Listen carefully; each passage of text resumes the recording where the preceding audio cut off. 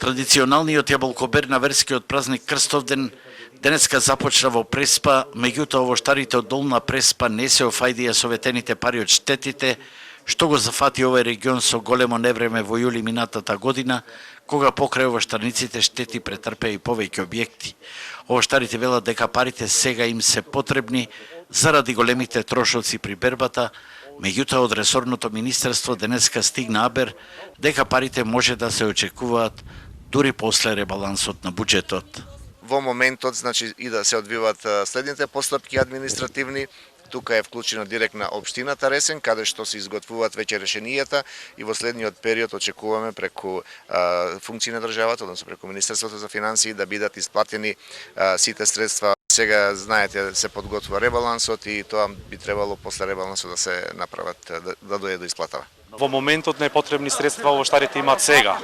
Во октомври месец не знаеме кога ќе биде ребалансот и што ќе се случи после тоа. Доколку постои можност, добро би било средствата сега да бидат во текот на овој месец исплатени.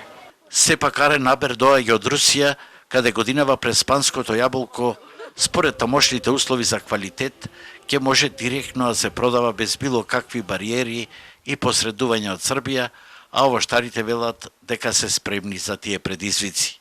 Нема никакви бариери, се то се одвива во законски рамките и директно купуваме од вашата земја.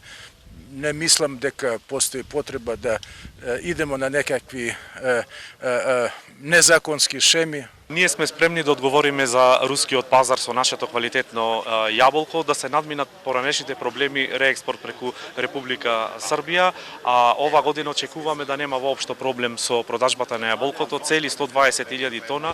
Инаку откинувањето на првото јаболко символично беше одбележано во овоштарниците на Агроплот, а на свеченоста беше речено дека годинава се очекува реколта од 120.000 тони јаболка, за кои во моментов во побаровачката се нуди добра цена од 15 денари по килограм.